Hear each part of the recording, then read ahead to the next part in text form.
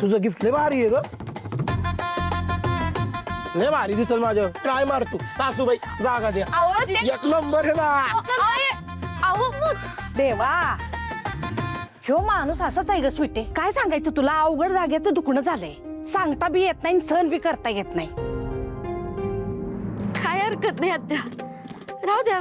मी शुभूसाठी त्याच्यापेक्षा भारी शर्ट आणेन, काय हरकत नाही. फक्त आता शुभू येऊ दे लवकर वेळेत.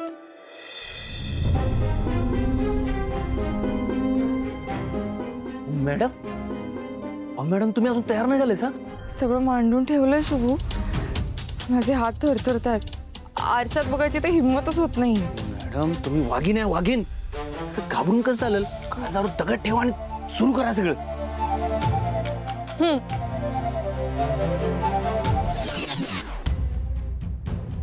तर बाबाने मला ओळखलं तर, ही आयडिया आपल्या अंगाशी आली तर शुभू बाबा खूप रागवतील. नाही नाही, मला काहीच कळत नाहीये. मॅडम बाबांना गुलाब देऊन मनातलं बोलायची ही एकच संधी आहे. साहेब मीटिंगसाठी तयार आहेत, मी पण गाडीपाशी आहे. तुम्ही उशीर केला ना, संधी होकर. तुम्ही करू शकताय. हा करणार तुम्ही? हा येस येस, मी करणारच, मी करणार. नाही नाही करू शकत, मी नाही करू शकत. मी एकटीनं काय करू आता. काकू,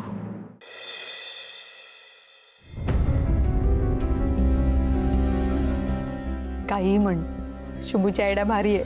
हो काय भारी आयडिया. फेल झाली ना तर बाबा मला या जन्मात माफ करणार नाही. आणि फेल नाही झाली तर हा दिवस आयुष्यभर तुझ्या लक्षात राहील. अगं राहू दे ना तू बेल्ट. अगं काकू, असं काय करतेस? बाबांच्या नजरेतनं काही कधीच सुटत नाही. त्यांना संशय आला तर प्रॉब्लेम होईल. मला पूर्ण वेगळं दिसायलाच हवं. श्रावणी ऐकत जाणार, राहू दे तो बेल्ट. अगं काकू, मला उगाच रिस्क घ्यायची नाही. बाबांबरोबरची 2 मिनिटं खूप महत्वाची आहेत माझ्यासाठी, आणि त्यासाठी मी काही करू शकते. तुम्हाला मदत करणं प्लीज. बरं बाई, प्लीज. हां हळू हळू.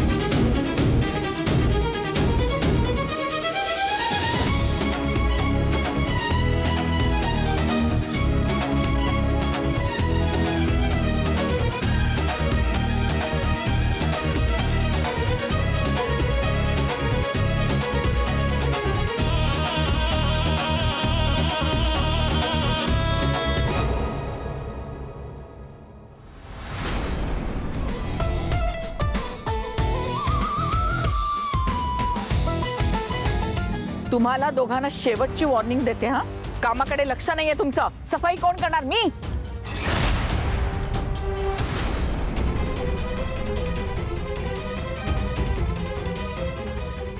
डायनिंग टेबलवरती सगळी सुकलेली फुलं की पहिली काढून टाक आणि ताजी फुलं भरून टाक. विश्वंभर साहेबांना आवडत नाही सुकलेली फुलं, माहितीये ना? संताप होतो त्यांचा हे बघितलं की.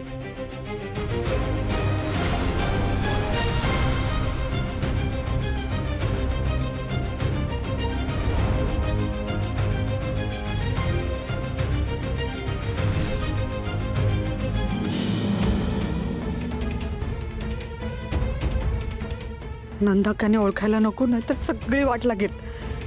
मॅडम काही करू नका, थांबा थांबा. हकलून नाही, नाही एक पैसा देणार नाही, सांगून ठेवते. एक मिनिट.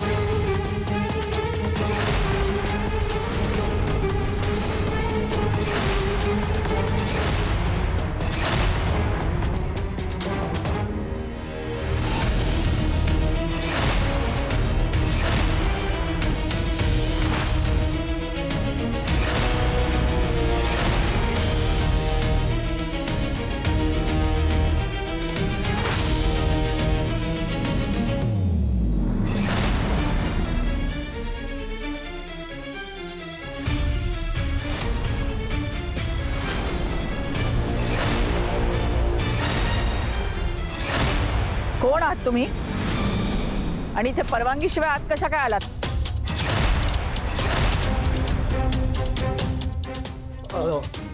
नमस्कार मॅडम, तुम्ही साहेबांना भेटायला आलात ना? शुभू तू ओळखतोस आहे ना? हो, मीच बोलवलं त्यांना इथं. साहेबांना भेटायचं होतं त्यांना. तू बोलवलं होतंस? हो, पण ह्यात तर रिपोर्टर आहेत.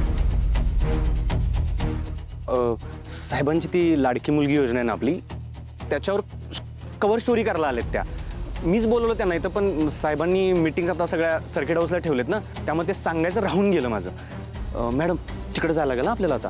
हो, चला चला. नाव काय तुमचं? मिस वादळ.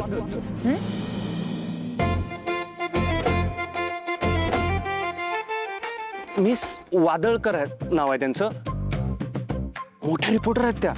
हो मॅडम, लगेच जायला पाहिजे आपल्याला. चला लगेच चला, येतो आता साहेब. हा,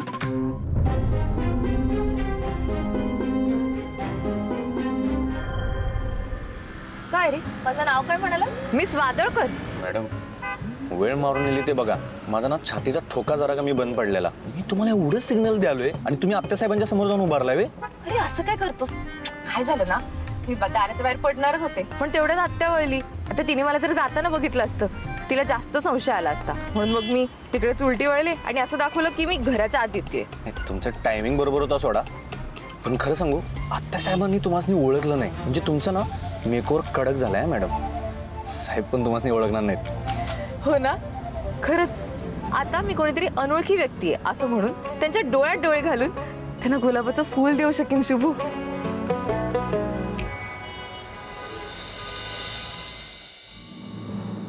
मॅडम तुम्ही इथं बसा. हा, मी बघून येतो काय काय चालू आहे.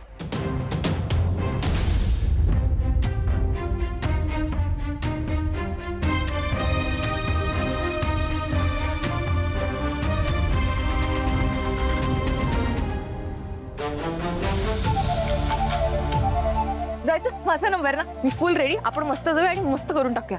हे बघ, आणि माझं ठरलंय, मी आवाजाची प्रॅक्टिस केली, मी अजिबात कॉन्शियस होणार नाही. आणि ते दात ना, ते काही जमतच नव्हतं, ते सगळं पडतच होतं, म्हणून आता मी ते ठेवूनच दिलंय. गुलाब हे राहिलंच. चल चल.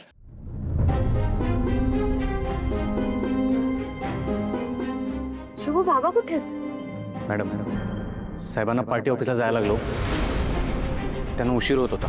काय? मॅडम माफ करा. याचं माझ्यासोबतच. देवा, एवढीच तर इच्छा होती माझी. मी बाबांना फक्त गुलाबाचं फूल जरी दिलं असतं ना, तरी माझ्यासाठी ते खूप असलं असतं. पण तुला काय, तू नेहमीच असं करतोस माझ्या बरोबर.